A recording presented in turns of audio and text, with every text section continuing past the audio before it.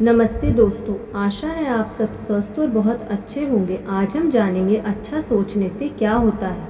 वर्षों पहले मैं एक युवक को जानती थी जो कुछ समय तक मेरे पूरे अनुभव में सबसे बुरी तरह असफल व्यक्तियों में से एक था। उसमें आकर्षक व्यक्ति होने की संभावना थी, परंतु वह हर काम में असफल हो जाता था। कोई व्यक्ति उसे काम पर रखता था और उसके बारे में उत्साही रहता था, परंतु जल्दी ही उसका उत्साह ठंडा पड़ जाता था और कुछ ही समय बाद उसे नौकरी से निकाल दिया जाता था। यह असफलता का चक्र कई बार दोहराया गया।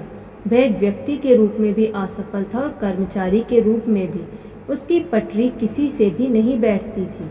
वह कोई काम सही तरह से नहीं कर पाता था और वह मुझसे पूछा करता था मेरे साथ क्या गड़बड़ है कि हर चीज़ परेशानी हो जाती है। इसके बावजूद उसमें बहुत दम्भ था। वह बहुत घमंडी और दम्भी था। उसमें चिढ़ने वाली आदत यह थी कि वह अपने आप को दोष देने के बजाय बाकी सबको दोष देता फिरता था। उसने जिस भी ऑफिस में काम किया वह कुछ न कुछ गड़बड़ थी। जिस संगठन में उसे नौकरी मिली उसमें कोई ना कोई दोष था। उसने अपनी असफलताओं के लिए हर एक को दोष दिया, सिवाय अपने आप को। वह अपने अंदर झांकने को ही तैयार नहीं था। उसे एहसास कभी नहीं हुआ कि उसके अंदर भी कोई गलती हो सकती है। एक रात वह मुझसे बात करना चाहता था और जब मुझे एक भाषण देने के लिए 100 मील की यात्रा करनी थी तो वह मेरे साथ गया और वापस आया। वापसी पर हम लोग आधी रात के करीब सड़क के किनारे एक स्टॉल में बर्गर और कॉफ़ी के लिए रुके। मैं नहीं जानती थी कि उस बर्गर सैंडविच में क्या था, परंतु इस घटना के बाद मेरे मन में बर्गर के लिए नया नज़रिया पैदा हो गया, क्योंकि अचानक वह चिल्लाया, मुझे पता चल गया, मुझे पता चल गया। तुम्हें क्या पता चल गया? मैंने आश्चर्य से पूछा। मुझे जवाब मिल गया।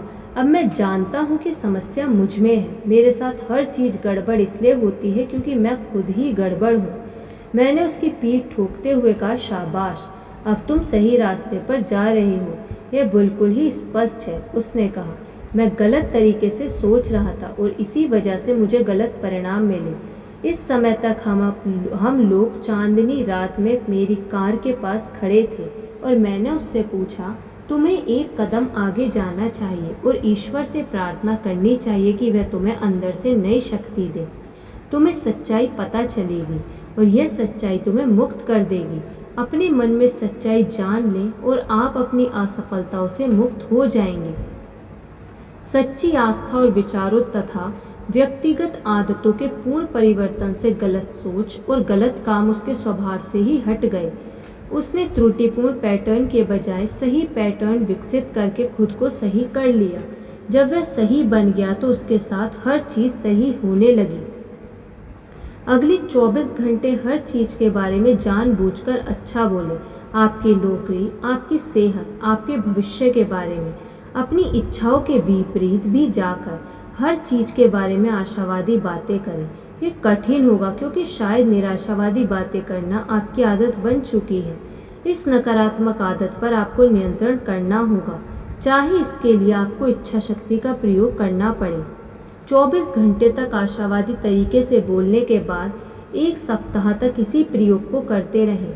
1 सप्ताह बाद आपको इस बात की छूट दी जाती है कि आप यथार्थवादी तरीके से 1-2 दिन बोल सकते हैं। जब आप पाएंगे कि यथार्थवादी से आपका मतलब 1 सप्ताह पहले दरअसल निराशावादी था, परंतु अब आपके लिए यथार्थवादी का पूरी तरह अलग अर्थ होगा। यह सकारात्मक नज़रिए की शुरुआत है। जब अधिकांश लोग कहते हैं कि यथार्थवादी हो रहे हैं तो वे खुद को धोखा दे रहे हैं। वे सिर्फ नकारात्मक हो रहे हैं। जिस तरह आप अपने शरीर को भोजन देते हैं उसी तरीके से आप अपने मस्तिष्क को भी भोजन दें। अपने मस्तिष्क को स्वस्थ बनाने के लिए आपको इसे पोषक स्वस्थ विचारों का आहार देना चाहिए। इसके लिए आप आज ही अपने सोचने के तरीके को नकारात्मक से सकारात्मक में बदल दें।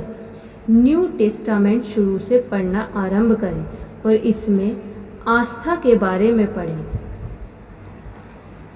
अपने दोस्तों की सूची बनाएं ताकि आप ये निर्धारित कर सकें कि उनमें से सबसे सकारात्मक चिंतन कौन है और फिर जानबूझकर उसके साथ रहने के अवसर खोजें।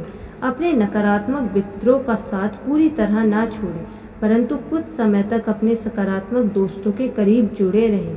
जब तक कि आप पूरी तरह उनके रंग में रंग ना जाएं।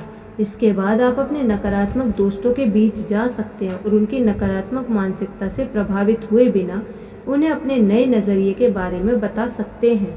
बहस से बचें, परंतु जब भी कोई नकारात्मक बात कही जाए उसके जवाब में कोई सकारात्मक और आशावादी विचार रखें।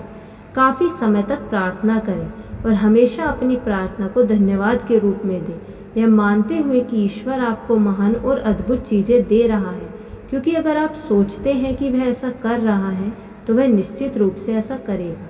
ईश्वर आपको आपके विश्वास से बड़ा आशीर्वाद नहीं देगा, वह आपको महान चीज़ें देना चाहता है, परंतु वह भी उतना ही दे पाएगा जितना प्राप्त करने की आप में आस्था है। आपकी जितनी आस्था होगी यानी कि उसी अनुपात में आपको उतना ही मिलेगा।